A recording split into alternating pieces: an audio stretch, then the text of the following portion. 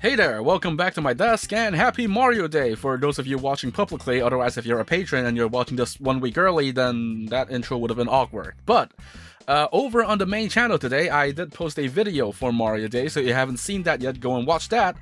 But in the meantime, I wanted to, finish off that one joke I made in like the 2024 Mario Day video and actually talk about Super Mario 64, but not the actual game itself. We're talking about the box because we're talking about every single version of Mario 64 that I own.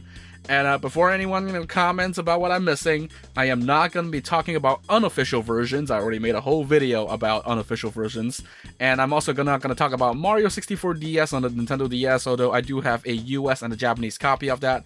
This is simply just all the official versions of the original Nintendo 64 Super Mario 64 that I have, starting with this one over here because it's the US version, it's the one probably everyone knows, and this specifically is the Player's Choice Million Seller version with the little gold thing over there. And yeah, I mean, if you're watching this, you're most likely from the US, so you would probably know what a regular US N64 game box looks like, even if you might not actually own one of these. But yeah, Mario 64 is a pretty standard style N64 box art. It's a launch title after all, so the back of the box is just kind of like Mario with Super in a whole new way, and then talking about how the graphics are incredible. And it's funny because considering this is like a Player's Choice re-release, you can see like the little date on the bottom left there. It's like 1996 and 1998, so this is probably released 2 years after the game's initial launch, and they're kind of still using the same blur because it's a Mario 64 revolutionary game even after 2 years. But yeah, Mario Super in a whole new way, can I find its 3D graphics ever? And yeah, this is just basic US N64 box art. That's I guess this is kind of like the baseline that we'll start off. But we're gonna open this up and take a look at the contents because we're gonna unbox all of these. So, and I meticulously packed them back in together. So we have here the cartridge, which is yeah, it's a Player's Choice. Not much to say here. US Player's Choice Mario 64. But remember the fact that this comes in a cardboard insert, like you can pull out. We'll get back to that in a bit. Over here we have the manual. You can see the code up there. NUS NSME. That's the Mario 64 game code USA 1. And in here we've got Mario 64 manual. You know what, you'll love it. It's actually in really nice condition, this one actually, so that's kind of cool. And we got the little Nintendo Authorized Repair Center thing on the back here because Nintendo of America is the US copy. I think I've already said that enough times. We also have here a free player's guide offer, GP and US USA. Whoop. Mario is all alone when he jumps through a picture in the Princess Abandoned Castle. You, on the other hand, could get tons of help. Yeah, so there's an advertisement for the little Super Mario 64 player's guide. I actually don't have this specific version. I'm guessing this is just what the official US, player's guide cover looked like. That's just kind of weird. They just use a render of Mario leaping on top of a box. Like, I do have the official Japanese guide, and that looks a heck of a lot different. I'll put a photo on screen right now, I guess. But yeah, it's both an advertisement for the player's guide and Nintendo Power. So there we go. You snooze, you lose. Sign up for Nintendo Power today. I do not actually own an issue of Nintendo Power, sadly. And lastly, we have the... Whoops. Get this out here. Lastly, we have the Consumer Information and Precautions booklet, NUS USA CAN1, because I guess this is just the box that they use for both US and Canada. So it has your regular health and safety drivel in all of these different languages. And yeah, I believe that's the same thing for the back of this cartridge. Yeah, it's got all the languages. It's got multiple languages. So yeah, this is our baseline. It's a very basic Mario 64 packaging for the US version. So let's move on. Actually, wait, no. Before we move on, I need to show you this. So here is another Player's Choice US version of Super Mario 64. Only this time, it's a little different. Well, first of all, it's a bit in bad shape. It's a little dented, and I don't think this one actually has the game inside. It's just an empty box with the manual. But the game is not important. What I wanted to demonstrate is that this is a later reprint of the Mario 64 Player's Choice Edition, as evidenced by the E for Everyone ESRB rating instead of the Kids to Adults, which was what E for Everyone was originally, called. Before they changed it, I don't know when, it's probably sometime around 1998, well, the copyright date on the top left is, on the bottom left is the same, but what I wanted to mention is, yeah, those screenshots look a little different. For some reason, the E for Everyone print of the Player's Choice re-release box has prototype screenshots. You can see the UI, it's like using the old Mario head logo and the star icon. And this screenshot with the Bowser fight is like straight up from Shoshinkai 1995 with like the earliest UI. It's the only one that's different out of all of these. And yeah, they actually redid these screenshots, like the same scenarios, for the final version of the box art. But just for one of the revisions, I think this also appeared in some of the European box art as well. Yeah, it just randomly uses prototype screenshots, and it's not even like because it's an early print of the box or anything. No, this is probably like one of the later versions of the box, so I have no idea what happened there. Maybe some intern made a mistake, but yeah, I don't know, it's just kind of funny. And second, the other difference in this box is, because this is an empty box, it will only have the manual inside, which we've already seen the manual already. That's kind of the same thing. But this is not an insert that you can pull out. Like, it's kind of stuck in there. You can see the contents of it are a little bit different. This slot is where the cartridge would have gone in, but the rest of this cardboard is kind of like glued onto the box there. So, you know, it's just a cartridge holder and a manual, but it's not an insert that like completely slides out from there. So yeah, I just never noticed that there's like a difference between the N64 game boxes. I thought all of them would just be empty boxes with like a little insert that you can slide out, but apparently that's not the case. I cannot get this tab back in there for the love of me. Come on. There you go. But yeah, just a very weird curiosity, this box. I don't think a lot of people notice that there are versions of the Mario 64 box with prototype screenshots on the back, and it doesn't really make the thing particularly like rarer or something or more sought after. I just thought it was a very neat little detail. And it's also kind of funny that we actually have this box art template from one of the Nintendo Gig Leaks. We have like the original layout files for this iconic Mario 64 box art. So there you go. Alright, moving on, we have the for Singapore, Malaysia, and Indonesia only version of Super Mario 64. Yeah, this is actually one of the earliest boxes for Super Mario 64 that I got, aside from like the Japanese versions, which we'll get to in a bit. Yeah, I just managed to like luckily stumble across this at a local store. And these are like, I guess, less known variations of the N64 game boxes, because there's one of these for Singapore, Malaysia, and Indonesia. There's one for those, Southeast Asian, I would just call them generally. There's one for Hong Kong, and there's one for Taiwan. And I think there's one for like Asia region in general. N64 boxes in other regions are kind of whack.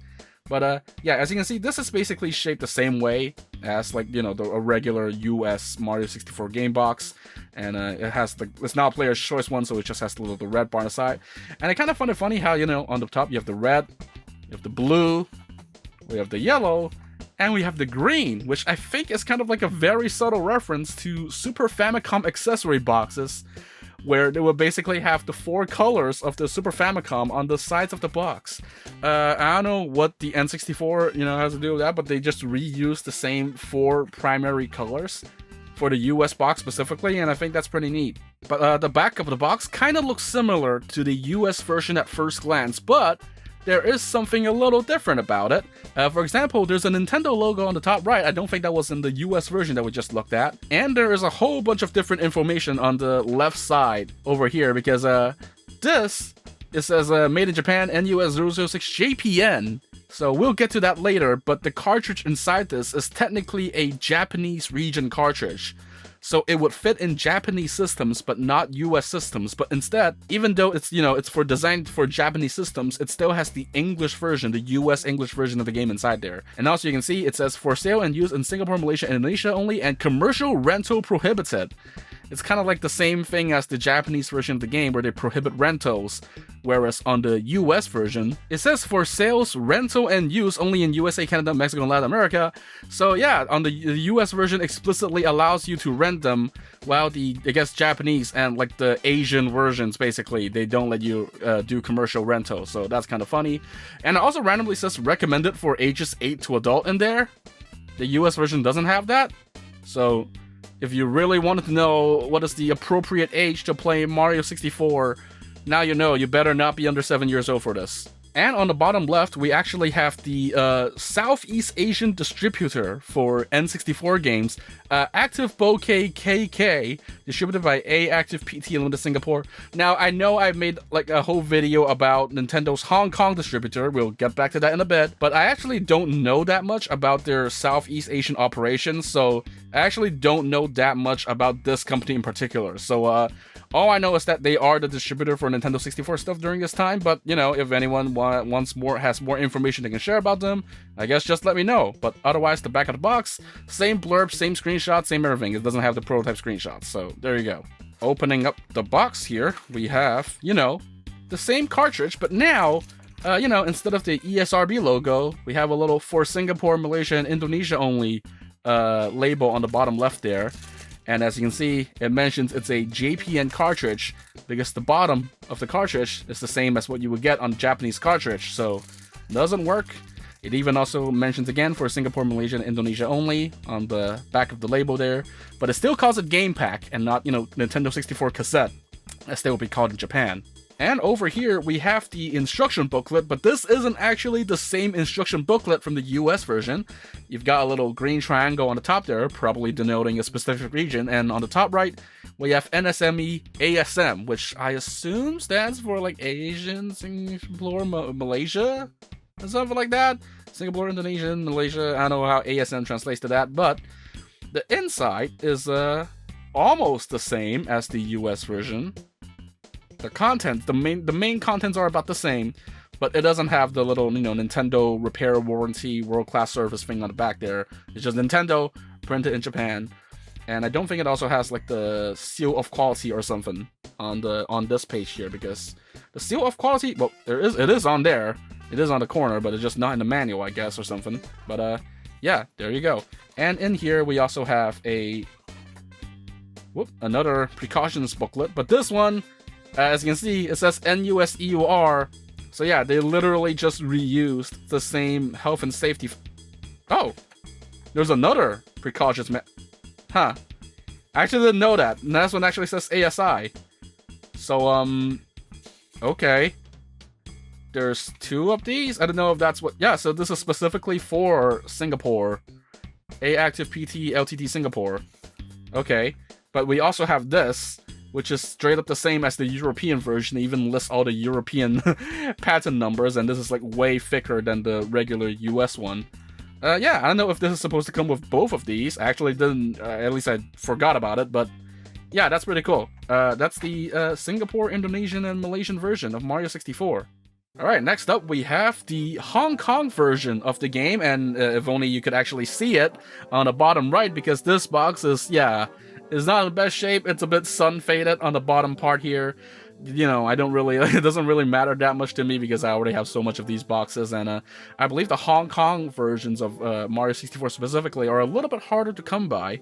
And yeah, same thing as the Indonesian, Singapore, Malaysia version, but now we have HKG as the code instead of ASI, and we have the proper Nintendo distributor in Hong Kong, Mani's name, on the box there.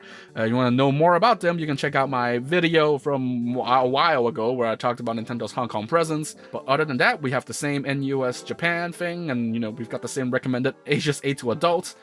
And inside here, let's take a look. So yeah, we don't have a protective bag for this one this time, but you know, it says for Hong Kong only, JPN NSME HKG. Once again, for Hong Kong only. It's about the same thing as like the Southeast Asian version. Inside we have, I believe, the same, yeah, that's the same instruction booklet with the green triangle and ASM. So nothing's changed here. This is just the booklet for other regions, and there is no health and safety precautions thing. This could probably be because this is just not like a fully complete in-box copy of the game. Well, it has the cartridge and manual, but I guess it doesn't have like the rest of the inserts, like the health and safety stuff. So I can't show you that. But if there was something there, I imagine it would also just be basically the same European thing that we saw on the Southeast Asian one. So there you go, Hong Kong version of Mario 64. I just kind of have a sun-faded box of it, but whatever.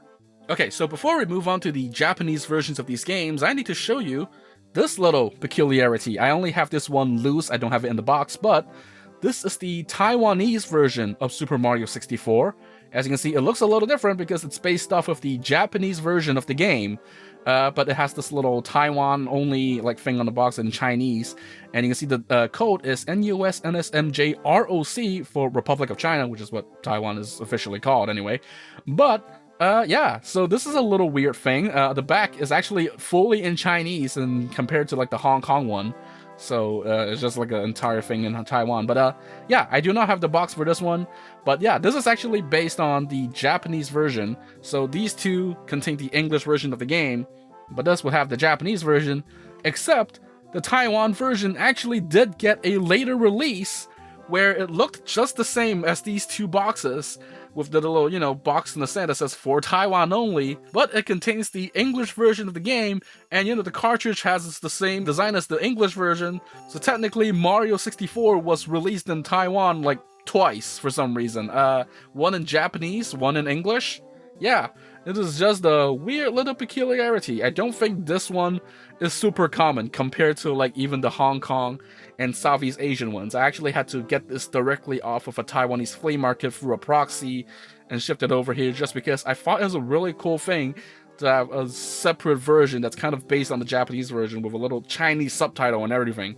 These don't even get Chinese subtitles, so they just have Mario 64 in English. So yeah, I don't know why Taiwan gets like cool treatment. They got the whole Chinese cartridge and everything.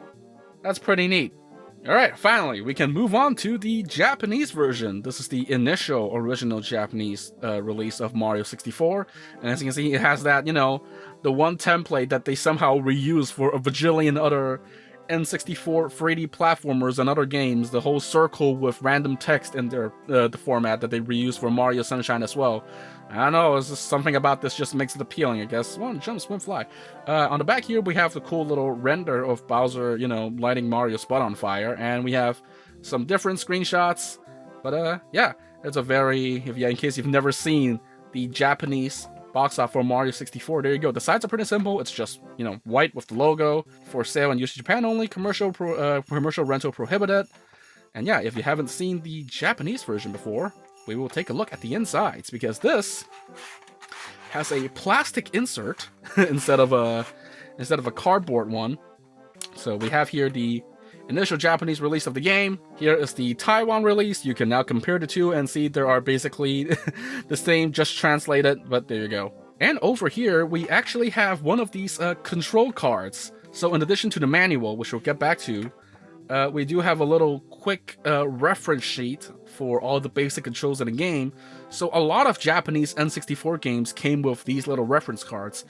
They do sometimes appear in US games. Games like Wave Race 64, F-Zero X actually do have reference cards in the North American versions, but Mario 64 doesn't. So on the back here, on the Japanese one, we have all these different moves that you can do with Mario with all the different button combinations. Yeah, it's cool that this thing comes with a little reference sheet. And here we have the Japanese manual, same design as the US cover with the Bowser and Mario render, and it's basically the same as the US one, just in Japanese. So I'm surprised to see like these two are pretty similar actually, but they do have a funny little typo on the back here where Mario's voice is mistakenly translated as Charles Martinet with two E's instead of an E-T. The English manual, I believe, actually rectifies this mistake. And on the back, we actually have a cool little, you know, Mario chillin'. So that's very neat. But as you all probably know, that was not the only release of Mario 64 in Japan, as here we have the pretty well-known Shindou version, Rumble Pack version of Mario 64. This is a re-release from like 1998, I believe. We'll probably see a date on the... but no, 1997. Okay, so yeah. So this is the re-release, 1997 re-release of Mario 64 with Rumble Pack support added in. They patched out the BLJ, you know what they changed in this version. But they also updated the cover so that it has Mario and Bowser. It's actually kind of sick, actually, like for the cover of a Mario game. It kind of reminds me of something like Sonic and Knuckles. Like, you don't need anything, a plain background, there's just two characters, you know, stuff's going down. This is Super Mario 64, but with Rumble now, as advertised, and this giant text on the... it has to say, it has support Rumble, Boundary supports Rumble, here's a supports Rumble pack, yeah, just to really rub it in. And, you know, this supports Rumble, in case you didn't realize. But the back of the box is this, I think it's about the same as the regular Japanese version. If you just looked at the back, you probably can't tell if this is the regular version or the Rumble Pack supported version, which is weird. You thought there would be like another blurb about this supporting Rumble on the back, but yeah, I guess not. So let's just take a look inside. So in here, oh, I actually have the the protective bag for the Rumble version. But yeah, here we go. Here's what the cartridge looks like, and in here we have the same control card. So you know, it's just the same thing. But we also have, I guess this one has more documentation, because we have the health and safety information. I know there's a Toad render on this one. It's like the Mario 64 Toad render, just standing there staring at you. It's like, remember to take a break! Okay, no, I'm sorry for that impression.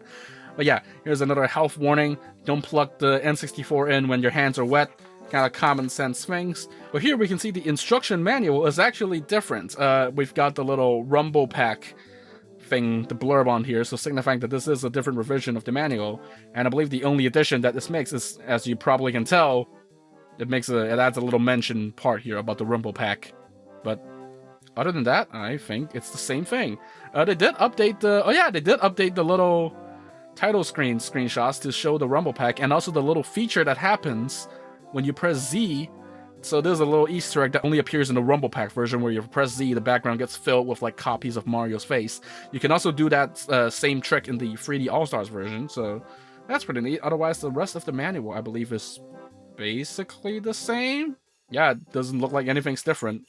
Did they fix the Charles Martinet type? Nope, they didn't. It still says Charles Martinet with 2 E's. But yeah. Actually, you know what? But while we're in the subject of Mario 64 manuals, I don't know if you can see this, but if we zoom in on one of these screenshots here, you can see that the coin icon is actually a little different in some of these screenshots. It actually looks more like how we expect a Mario coin to look nowadays, with presumably a rectangle in the middle there instead of a star. And yeah, this is often just nicknamed as the manual build, because of all the pre-release screenshots of Mario 64 we have, only these ones in the manual have this little early coin design. We actually don't have any footage of this version of the game in action. We don't know what else has changed about it, because everything else looks basically the same as the final, except the coin icon is different.